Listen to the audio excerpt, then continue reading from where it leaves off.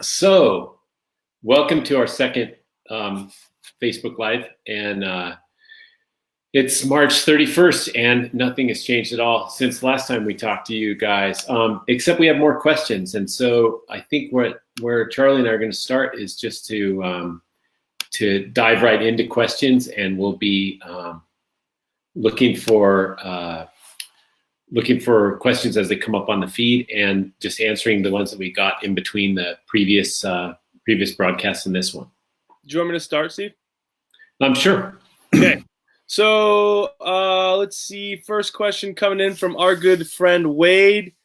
He said, "Dear Charlie, I recently saw a video of you deadlifting, and I'm super jealous. Question now." He says, "I have 16 boxes of Girl Scout cookies. Do you eat one box a day for 16 days or eat all 16 boxes in one day? What is the healthiest choice?" He thinks he should eat all 16 in a single day. That way he can get his guilt out of the way. Wade, I say you send all 16 to me and Steve. Yeah, it's actually kind of a funny question. But there is a little bit of truth behind that tactic. People worry so much about caloric load and what they're eating, and I know this is mostly a joke on Wade's part, but really the better thing is to just smack all those things down all at once, because you can't really pull all that many calories from it, and you'll feel really shitty, and then you won't want to eat those Girl Scout cookies again. And so, like, when we're hanging out with Nelson and he's on the donut thing, my big thing is to eat as many donuts as I possibly can in that weekend. And then I won't eat another donut until I see that guy again. And so don't ration out bad food. Eat all the stuff you possibly can, and then go back to eating a good diet. Salads and fresh meat. And so we've got a couple of these questions that are, they're like, What do you recommend I do on my home wall? What kind of sessions should I be doing? And it may just be that you have a hangboard. It may be that you have a little woody in your basement or whatever else. But the thing that I would say is to have some kind of smart programming, because there's every chance that you're going to be in isolation for more than just these 2 weeks, or more than 3 weeks or 4 weeks. And so coming up with some kind of plan for yourself to come up with some kind of discipline is going to be critical. Somebody asked about, what kind of program should I do on my home wall? Well, you should be very conservative. You don't want to go in there and climb every single day. And one of the most simple things is a weekly cycle. And with a weekly cycle, you're going to adjust the volume on a day-by-day basis. And usually what Charlie and I recommend and implement for ourselves is to do like a medium volume day on Monday, so maybe 60 to 90 minutes. And then on Wednesday, you can do a really high volume hard day where you might go 2 hours of bouldering on your wall and some supplemental exercises. And then your Friday workout would be quite easy, like less than 60 minutes, maybe a lower intensity, but you're getting a volume variability throughout the week. And that will allow you to train harder on the hard days, be fresher for that Wednesday. It will also allow you to recover instead of having like a whole bunch of like hour-and-a-half sessions that are giving you the same stimulus over and over. So you're going to have a little bit more variability in it, but over time, that sort of program tends to show better results than something that's the same every day. And so that's the first advice for home woody training. The other thing is, get creative with the things that you're doing, and watch out for the things that you're weak at. And Charlie's had a lot of questions about, what should I be doing? What should I be doing? But one of the things that he's really keen to put forth is figure out what you're not very good at, and now is a really good time to work on that. Yeah, don't try to create what you already had in the gym in your own home wall. Of course, cycle your training, but it might be time to go deeper on the hangboard sessions you haven't been getting to, or some mobility sessions, or what have you. Let's see. Brian asked, he asked a couple of good questions, and one that I want to address right now is, this hasn't been brought up in a while, but he talks about running and how Steve once said, and that we've definitely said before, if running makes you a better better at climbing, you suck at running or suck at climbing. So does this still stand? And where does running and cardio and this general, non-specific endurance kind of comes into play? Running still doesn't make you a better climber, even in this pandemic or this crisis of not being able to be in a climbing gym. But like running as a way to get some general capacity in, or like get the heart going, get moving because you've been sitting around so much. Our normal lives have completely been turned upside down. Like the normal, even just moving around in the office, going up and down a couple flight of stairs or commuting to work, or just moving really has changed. And so getting out and going for even just a walk, going for a light run will help, not necessarily climbing, but help your training, help you be less stiff.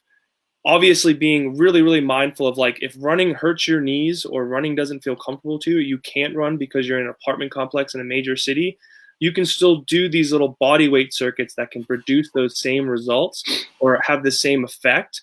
But don't think that, going for a run is going to make you a better climber. I'll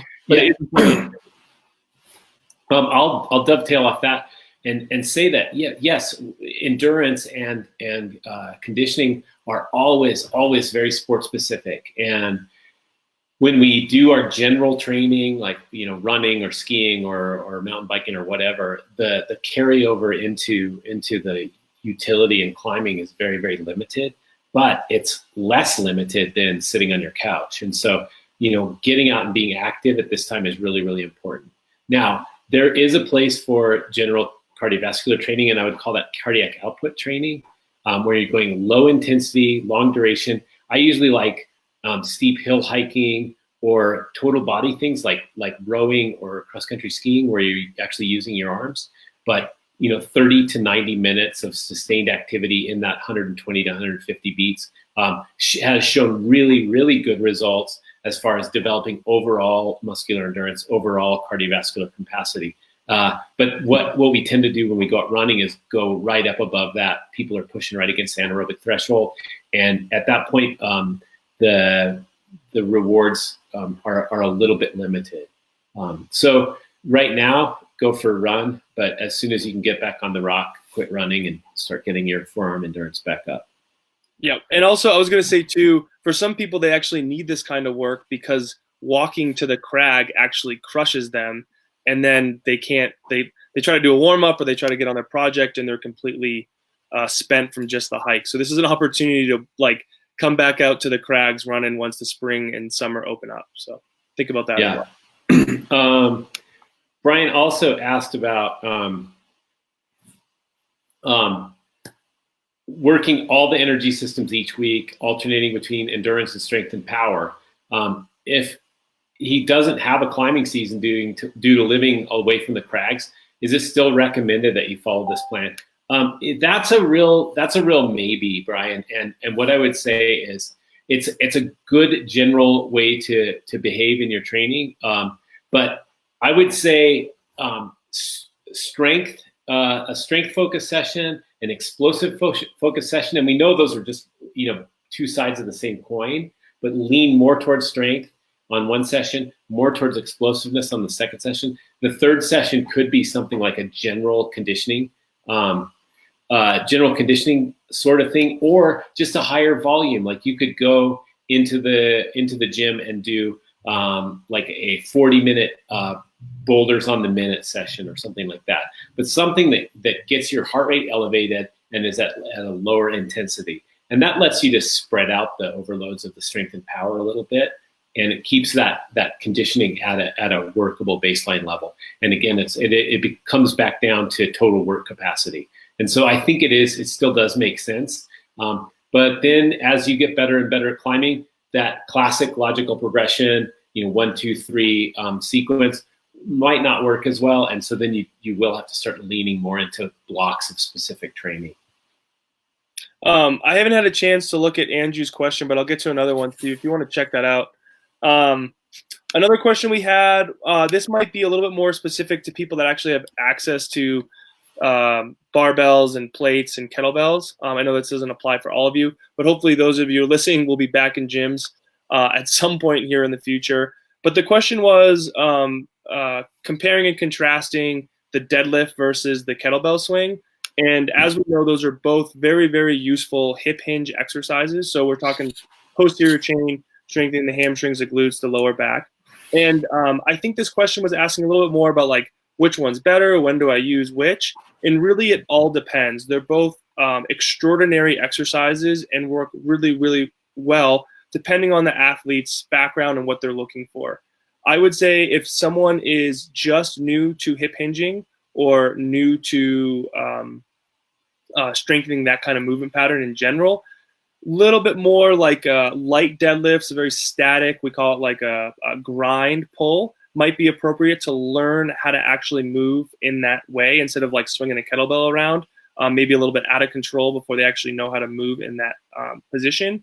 And then as you kind of progress your deadlift and really focus on the movement rather than weight, maybe we can start to incorporate learning how to do the kettlebell swing, and then so on and so forth. And then once you feel like you've got the hinge pattern, you're swinging well, you're deadlifting well, you, instead of kind of picking one or the other, you can pick one, take it far enough through a regular strength phase, get strong in it, then you can like kind of use the swing to kind of keep your fitness up and your strength up to the next deadlift phase. And then vice versa, you can also do both at the same time. We like complex training where you're doing a heavy pull like a deadlift followed by an explosive hinge right after. And there's reasons for both, but really I think it depends on what you're looking for and how well versed you are in those movements. But both are really, really good. And you know, a kettlebell swing can't mimic how much you can actually load up a deadlift bar. That's a stimulus that we really like, especially if folks are trying to get strong on it. But the swing can take you really, really far, and it doesn't maybe feel as hard as a heavy pull, like off a deadlift bar. But man, you can get really, really strong. And you can also, what I like about the kettlebell swing is you can actually work on some fitness as well, where you're doing more circuits or more volume than just a heavy deadlift. So. Yeah, that's a good one. Andrew asks the question, can strength endurance directly or indirectly affect true endurance? True strength. So yes, depending on what kind of strength endurance you're doing. Now, if we get a little bit technical on the strength endurance thing, we usually think of strength endurance in terms of just getting super pumped. And I'm like, you know, I have to do these long efforts of almost getting pumped and falling off, whether it's a boulder problem or a short section on a route. And so we would call, you know, like we would think about that in terms of like 4x4s, you know, where you're fighting tremendous amount of fatigue. That is actually can be dangerous to your strength. And it's not only does it compete for substrates, but it also competes for recovery. And so if you're doing a lot of strength endurance training, for the most part, you'll see people get weaker and weaker and weaker over that cycle.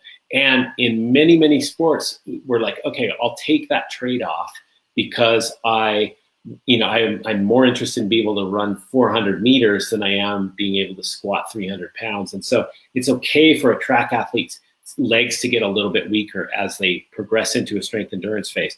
For a climber, it's not. If your fingers get weaker, your chance of injury increases. And so we've got to figure out a way to maintain finger strength at all times or close to at all times. Now, if you're careful about continuing a minimal level of finger strength training throughout the year, you should be able to keep it up pretty high.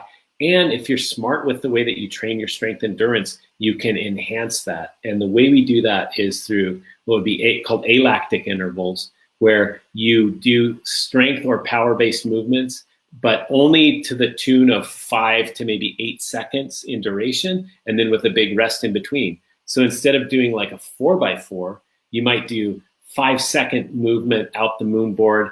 You won't even make it to the top, and then jump down, rest the remainder of the minute. Then you do it again, rest the remainder of the minute. You can do it on a campus board. We can do it on hang boards. There's a lot of different, and you can combine them with other exercises too, but keeping that work to rest ratio is really important. We can see the finger strength increase, but also your alactic capacity increases at the same time. And if we can develop alactic capacity and then our aerobic abilities, like, you know, your ability to do lots and lots of pitches, we see your overall base of endurance increase. your strength stays up, and then you can throw in a power endurance peak a couple, 3 times a year, and you should see your overall level of sending on that sort of terrain, like, you know, your limit right now, say, is like 13C, boom, it'll go right up to maybe 14A endurance. And so if it was a completely energy system dependent mode of climbing, Red River Gorge or Maple Canyon, your ability should just click right up. If there's a more technical component to it, you might not see that, but the energy system work will improve anyway. Yeah, I think this quarantine process has actually forced every climber in the world to like go into a block level of training. We can't do the logical progression. We can't do the kind of non-linear stuff right now because we don't really have access. A lot of people don't have access to be able to train those energy systems. So I think hunkering down, not only just kind of just staying put, like stay put in your training as well. I think this is a great time to work on a big old foundation of strength training, and then we can take all the principles we know that we'll be talking about for the next few weeks, and hopefully continuing this. We can put those into practice once we have the ability to train those energy systems. I guess we have to say hi to Natasha Barnes, all the way. Hey, Natasha. And Chris Hampton. We all live in the same town. Oh yeah. I haven't seen him. There it is. Yeah, his book is not out, but it's. I think they're doing pre-orders, so check that out. The Hard Truth. Yeah, buy that. Pay for it, even if it never shows up. That's right, exactly. But I don't think I've seen Chris since the last PCC, so maybe I'll just drive over to his house today and just give him a couple honks and a wave. Yeah. Let's see. Another question we had. I guess I only have a couple things to say on this. Someone asked about rehabbing lateral elbow tendonitis. They're working with a physio right now. It's been months and they still feel pain, or they still feel like they're not getting better. Steve or I or anyone at ClimbStrong, we're not PTs. We're not here to give any advice on that. We certainly have our own anecdotal solutions. But I think having a conversation with your PT, like what's the realistic expectation of when I should start feeling better? Talk about, Tyler Nelson's a really good resource at Camp for Human Performance. He has a lot of good resources, and Natasha as well, about like the science of pain. Like sometimes the feeling that you have in your elbow actually isn't as bad as it actually is. Again, I'm not here to tell you that that's actually like truly, absolutely the case and give you any sort of protocols. But Steve and I were chatting about this before the live chat here, where like now is your time to go. Like there's no reason why you can't get better through this quarantine phase. You're not going to get distracted. You're not going to get on the wall when you're not supposed to. Do your exercises diligently, get them done, follow the protocols to a T, take it seriously, and you should come out of this. No one should be getting injured, and people should be coming out of injuries, hopefully, out of this quarantining phase, because there's really zero distractions. Because the athletes I work with, usually they get in trouble, and I'm also speaking for myself too. I get in trouble because I'm like, oh, I feel fine today. I'm going to go, do something that's going to hurt it, and then I'm just back to where I started. So listen to your physio, and also talk about maybe some expectations about when you actually might start feeling better, because 2 months is a long time, but for some of these injuries, like, a realistic approach might be 6 months, 8 months. So just talk to the physio. Yeah. In fact, I wish I were injured right now. I know. It would be like no. It's a totally good point. And it's a really fascinating thing, because many people follow the exercises that their physical therapist or the physio prescribe, but then they do some more and they're like, oh yeah, I'll just also do this. I'll do the protocols from Esther Smith and Jared Vagey at the same time. I'm going to double my results. But the thing is now is just an awesome time to be injured. You can spend this time doing the rehab correctly. You can work on weaknesses that have nothing to do with climbing, like your hip mobility. And you can also get a lot skinnier, right? Like now's a wonderful time to not be eating so much. Like it's not going to affect your ability to peak your training, whatever else. So like it's so easy to pout about being stuck at home and not being able to go climbing. But now we're going to use this as an opportunity and really try to make something of this, this 6 to 12 months that you're going to be locked in your apartment. So, Alex asked, what is this banana about? I believe it's just because bananas are so good and they have so much potassium. No, it's you guys were you were at the PCC. I wasn't there. It's about commitment, snapping the banana. Snapping the banana. Oh, I didn't know that. I thought it was just because it was something that Brendan could draw really well. Yeah. Let's see. Brad asked if you are served a steak and potato dinner, which would you eat first? I go steak first. Well, let's go into a little nutrition science. No, yeah, I'd say the steak. Go for the steak because you never know when you're going to die, and you would hate to have eaten those potatoes and then be looking at that steak as you're fading away. Right. Okay. What's the next thing here? The next question. Let's see. Oh, I've lost my place. This is awkward. This is awkward live. Okay, here okay, you do it. I got one. No, I don't think we got into this last time, and since then we have our Bodyweight manual that Catherine Perkinson and Alex Bridgewater put together. And this question was about like what exercises help maintain body tension for climbers, like thinking about the tension we require on the wall.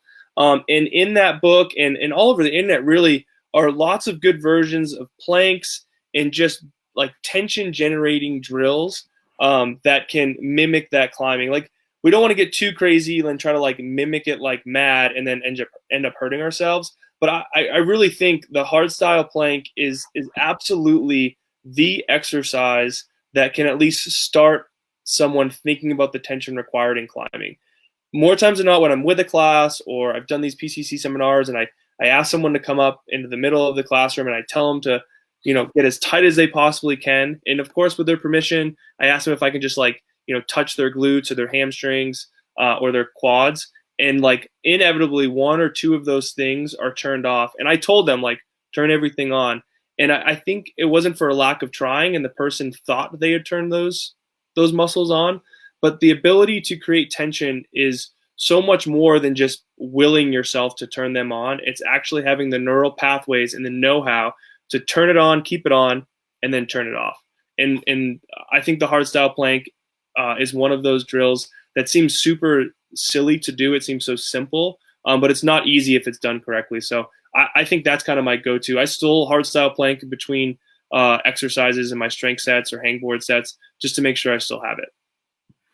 And heavy weightlifting is a really great way to master tension because if you don't have the tension mastered, it screws you up right away. And so we've gone into it forever. And I know Natasha Barnes goes into this. It's like it's not about getting really great at those lifts. It's about having that ability to apply that to other things in your life. And since we can't go and pick up heavy stuff right now, or we can't go and get in the squat rack, you can still do this with body weight style things, but you've got to bring your mind into it, just like that with the hard style plank. The other thing is anything that you do where you spread the base of where you're connected to the ground. So if you're doing push-ups, you move your hands further out, move your feet and arms further apart, the more it requires tension in the middle. And so you can always bring those drills in. Another really super resource is Mercedes Pohlmeier's Instagram. She does really great videos on core tension and movement stuff. And it's Modus Athletica. And so you guys can check that out just for ideas, things to try out. Now's a wonderful time to be trying out new drills. You're not close to sending something. And so if you try something, it's not really quite helping your training. It's really no loss. You can go like, oh, I'm going to try this all new movement patterns and see how that feels and see if it's something you can implement into your regular training. Yeah, and our friend Z, who's based out of Jackson, just put out some really, really hard and awesome progressions on bodyweight training. And one of them is like, I think he calls the mega plank. And so if you check out samsaramountaintraining.com, that's also a great resource. I think he's got a couple of those free right now. Some of them are like the more advanced ones or the progressions are for purchase. But basically making yourself a longer lever like ab wheels, TRX rollouts, getting the limbs away from your center of mass is what climbing is all about. Oh yeah. So then there's another one of these, like I'm onto the home training bandwagon, was going to take time off but thanks for the kick in the butt. I'm buying a hangboard. Which one do you think? Also, how do I keep training harder if I don't have weights and stuff? Okay, it would be disingenuous of me to say like you need to buy this specific brand of hangboard. But I do think the thing you need to get is a hangboard that you're going to use, and it should have a variety of holds on it. I think the wood boards are less damaging to your skin, and so for myself, I prefer wood hangboards. The hard thing right now is a lot of the hangboard manufacturers are shut down. They've been asked to stay at home just like the rest of us, and so looking around for wood boards or just hang on the edge of a door. I can't tell you how many years I trained on the door jamb edge when I was a young climber before they had hangboards, which is quite a long time ago now. But one of the things that's asked in this question is, how do I keep training? How do I keep making training harder if I don't have weights? And that's a really interesting problem because everybody's going like, oh, I'm just going to do some push-ups. I'm just going to do some squats. And then they get done and they're like, wow, that didn't take much. It wasn't that hard. Well, there's a couple of things you can do. We can change the tempo. You can either go really hard, explosive push-ups, jump off the ground with your squats, get some amount of high threshold motor units involved there, or you can slow things way down. Like get up on your pull-up bar and do pull-ups on a 4-second count. So take 4 seconds to pull yourself all the way above the bar and come all the way back down and see what your reps are like compared to your normal tempo. So you can progress in these different tempos and the training will still feel very, very hard. And again, like I said before, if you're in these expanded ranges of motion, like really wide pull-ups, really stretched out push-ups, all sorts of things like that, you're also going to be increasing the intensity or the difficulty of those exercises. And so there's a lot of ways to move forward. And then there's also a ton of variety of like, throw a bunch of books in a backpack and use that for your assisted or your additional weight. But you got to get creative, and you got to understand that like there's always a way forward. You just don't let yourself get hung up in these excuses of I don't have access to the facility I used to have. Okay, so this is the new normal, and you still need to become a better and better athlete. And so that's. I know it's so much easier to say like, yeah, I wish I had a, many thousand square foot gym. But I would encourage you to watch a movie called The Jericho Mile. It's one of Michael Mann's original films. It's about a guy that's training in prison to be a really, really fast runner. And there's a great montage of him like training in his prison cell and just thinking in terms of like, thank God at least I have a hangboard instead of like, oh, all I've got is a hangboard. So we'll continue to encourage you and to try to give you better resources on how to keep yourself training hard. Yeah, like if you can't do a pistol squat, like a one-legged squat, or if you can't do a one-arm, one-leg push-up, there's 2 things you can take really, really far into this quarantine. And I'm not saying those are like the end-all, be-all movements, but those are ones that require only your body weight and maybe something to incline on or assist off like a door handle. And you've got your strength training for the next 6 weeks, 8 weeks, 12 weeks. And Janelle asked, hi Janelle, how long we should try new exercises to really give it a chance? 2 weeks, 4 weeks? I mean, what do you say, Steve? I think at the very minimum 4 weeks. Yeah, two times a week.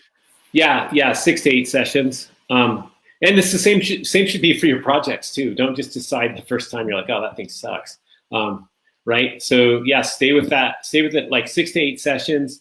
And if it's still feeling weird or awkward, have somebody else look at you and be like, oh yeah, you're doing it wrong. That's why it sucks.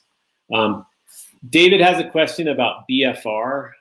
We are not gonna have time to get to it today. But David, I will put that on the list for tomorrow or next week. And that'll be the first one that we come across. And we will talk about those things then. I think everyone's to steal a line from Car Talk from a million years ago. Everyone squandered another 30 minutes of Climb Strong live TV here. That's right. We'll sign off, and I'll just say, stay classy, COVID-19. Adios. Bye, everyone.